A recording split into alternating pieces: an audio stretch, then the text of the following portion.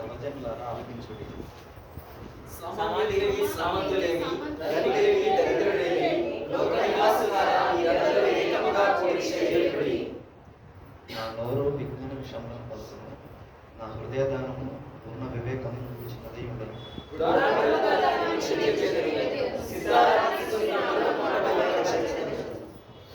నా కొరకు కొంచెవారి దోషకృత్యములు నా చుట్టుకున్నప్పుడు ఆపత్కాలంలో నేనేలా భయపడాలి?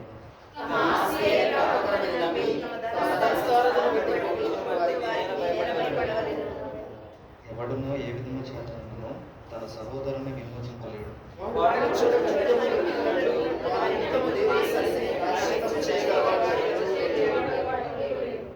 వారి ప్రాణ విమోచన తను గొప్పది, అది ఎన్నటికీ తీరక పొందవలసినది.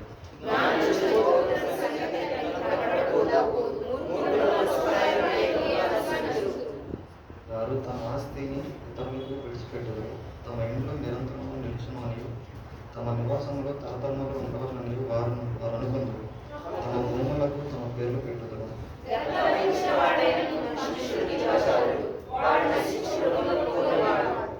స్వాతిశయ పూర్వులకును వారి నోటి మాటలను బట్టి వారు అనుసరించే వారికి ఇదే గతి.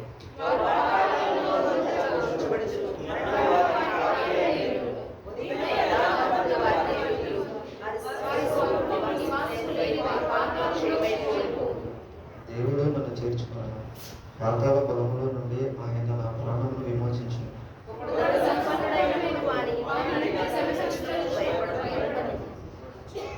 వాడు చనిపోయినప్పుడు ఏమీ కొనుకోడు, వాని ఘనత వాని వెంట దిగదు.